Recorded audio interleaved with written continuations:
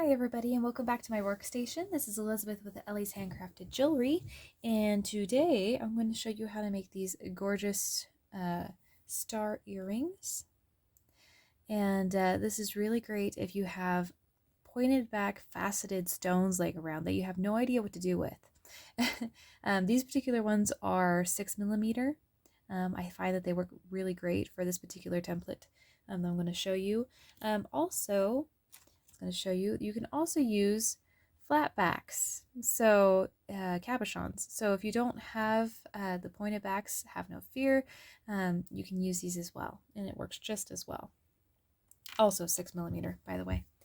As far as materials, what you're going to need is you're going to need a 6mm, in this case pointed back faceted stone, or a 6mm flat back cabochon, 7 inches of 20 gauge wire, whole round, and then 22 gauge of half round, 22 gauge half round wire. You can also use whole round 22 gauge. It's a little bit more difficult to do, but if that's all you have on hand, you can do it. So I just find that this is a lot easier to work with since you are doing a type of weave. As far as tools, what you're going to need is either a narrow pen. In this case, I have a mandrel, or something fairly narrow. You're going to need your chain nose pliers, round nose pliers, and your flush cutters. And then over here, this is what I'm going to be using to create the rays of the star, so this outer part. And what this little contraption is over here is, this is a clamp that I got from our local hardware store. Actually, my husband got it for me. And then 4 base wires that I'm going to be using to wrap the rays on. The rays are, the base wires are 18 gauge half round or whole round wire. If you have 18 gauge let's say it's soft, you could probably hammer it to make it a little harder and make it a little easier to work with. But this is what I have. And if you don't have a clamp, I had a wonderful tip from a previous tutorial from a nice lady saying that you could use painter's tape. So definitely give that a try if you don't have a clamp on hand. So excuse me for a second. I'm going to go ahead and close this curtain behind me a little bit. It's distracting the camera. Okay, so what we're going to go ahead and do is we're going to go ahead and take this lovely contraption here with the 4 base wires, and we're going to take our half round wire. And we're going to make sure that the round portion of the wire is on the outside as we work. So we're going to take it where the flat side is here, and we're going to stick it right there, going over the bottom wire as if it was going to go over, but we're not. We're just going to actually hold it there with our thumb, or if you have painter's tape, just hold it there, or if you're working without the tape, it's going to be more difficult, but just wrap it around the bottom wire once.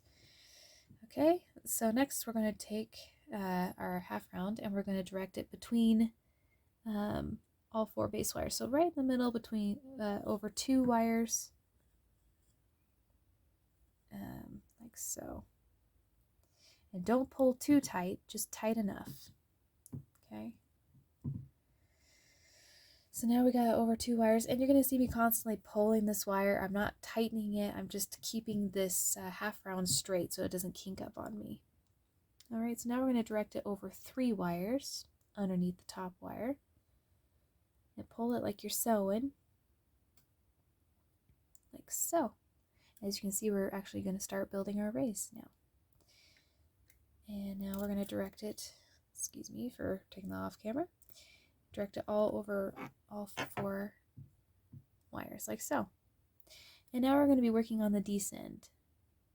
And I pulled that a little bit tight, so I'm just kind of pulling those wires apart so I can work with them. Alright, now we're going to go over just 3 wires again, going on the downsend and kind of creating the pyramid weave. I think that's what it's called. I find that some of these weaves have multiple names. Alright, now going between the 2 pairs of wires. So over 2 wires, and then we're going to go over just this bottom wire here.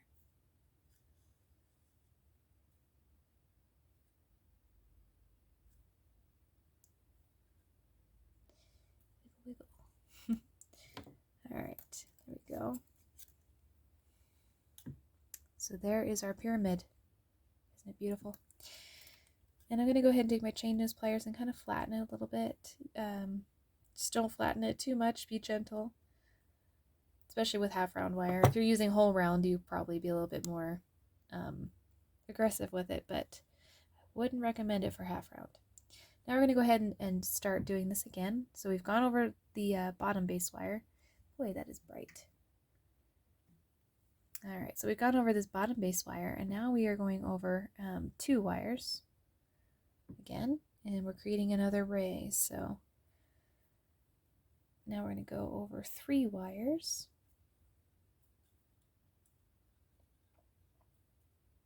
And once you get this down, it's really fast. So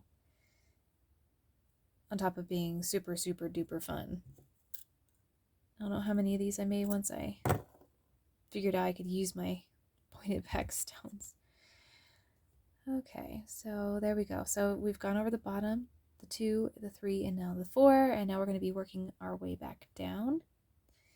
And we're literally just going to repeat this until the very end. So we should have 5 rays at the end of this. So going over 2 wires here. Gosh, I'm trying to keep this on camera, but this light, I think the light is too bright. So let me turn that down a little bit, you guys. That's much better. Okay. At least I think so. All right, and now we're going to go over the very bottom wire here to finish the second pyramid. All right. I think this window's still bothering this camera. I got my desk in a new place, guys, so working with lighting is a little bit different now. All right, so I'll meet you at the end of 5 rays. All right, guys, so now at this point, we have all of our rays that have been done. And now we're just going to go ahead and trim excess and tuck here while we are on the base wire. So it's going to kind of create a little tunnel at the bottom for the 20 gauge wire to go through. So what we're going to go ahead and do is I'm going to go ahead and take this off the clamp first of all. Make it a little easier to work with. And now I'm going to go ahead and take my flush cutters and I'm going to cut off this excess piece here. And I just barely made it on the other side. So hopefully you fared a little bit better than me. 12 inches is usually enough for me. I just put too much over the edge there. So we're going to go ahead and trim that wire over. And not trim. Tuck wires here. Alright, so now we have our rays. Everything's tucked in like it's supposed to be. And now we're going to go ahead and pull out these base wires because we don't need them anymore. Pull them out and just make sure to save them for the next pair or the next earring. I'm just doing one to give you guys an idea how to do it. All right, and there are your rays, beautiful rays. So now we're going to go ahead and I'm going to show you what to do with this 20 gauge wire. We're going to go ahead and bend it here. It doesn't have to be a whole 90-degree bend, just a bend. Probably about 1.5 inches down the wire here. And I'm going to go ahead and take my mandrel here. And I'm going to go ahead and make a tiny little circle. About like that. All right. That's going to give me kind of an idea of where to put the rays. It'll help with the shape anyway. I'm just going to put this in here just to kind of check the size. I think that's going to work well. All right. Now I'm going to go ahead and take my rays and I'm going to string them on to the 20 gauge, going through the bottom part of the rays. And then we're going to go ahead and slide it down and just kind of push a little bit until it makes it down and kind of snaps in like so. All right, it's going to look something like that. And then we're going to go ahead and complete making it round, directing this piece over.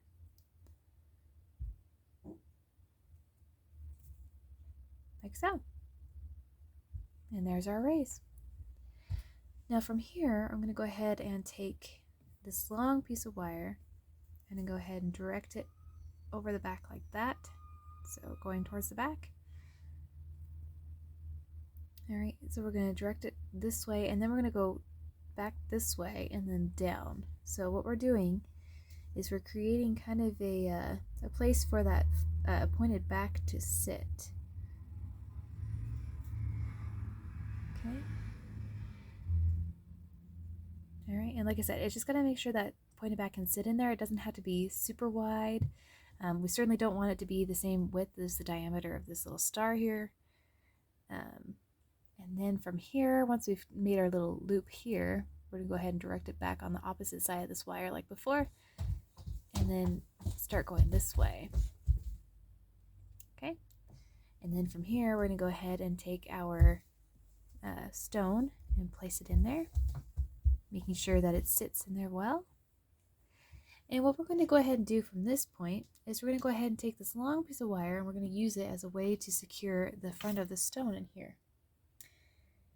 Hi, baby. I don't want to give you that. Here. Sorry guys, got a little baby over here. So we're going to go ahead and take this long piece of wire and we're going to use it to support the front of the stone. It's going to be a way of holding the front. So the way we do that is we have it coming over like this, and we're going to do kind of like what we did in the back, but we're going to go over this way and around. So we're just going to carefully direct the wire down. All right, and then going to turn, and while holding the stone down with our thumb, we're going to go ahead and direct this wire over top of it, just touching the outskirts of the stone to look something like that. All right, and then from here we're going to take this wire and direct it over the opposite side from where we started. And then we're going to take this wire and wrap it around one time.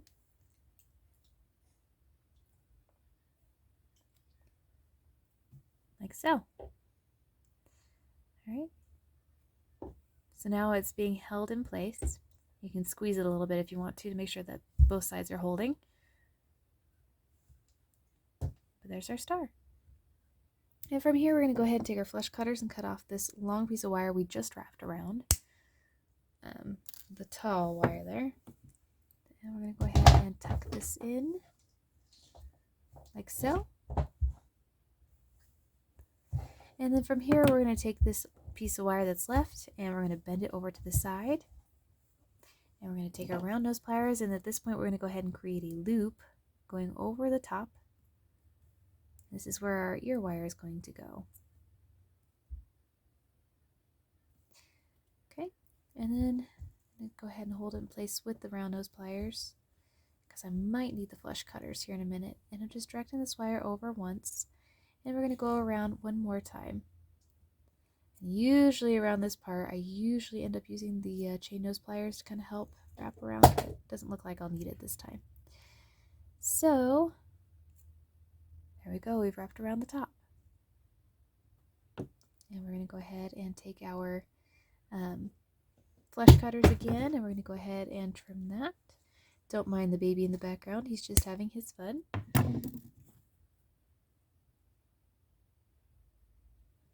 All right.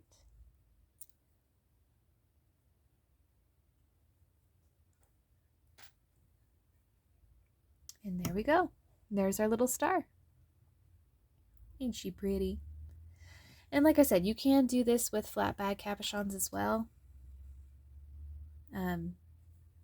I just secured it with 28 gauge wire just to be extra cautious, but I think you could actually leave it just this way. You don't need to have any extra fastening on it. And you can always take, if you have nylon jaw pliers, you can squeeze it really good. Not too much, you don't want to deform the wire, but I think that's pretty good. So you guys, I hope that you enjoyed this video. Be sure to like it, and if you haven't subscribed to my channel already, go ahead and do that. I have new tutorials coming out at least once to twice a month. I'll probably have more. I also have paid tutorials coming out. You can go to my website, link is in the description. And until next time, I hope that you guys enjoy your jewelry making journey. All right, see y'all later.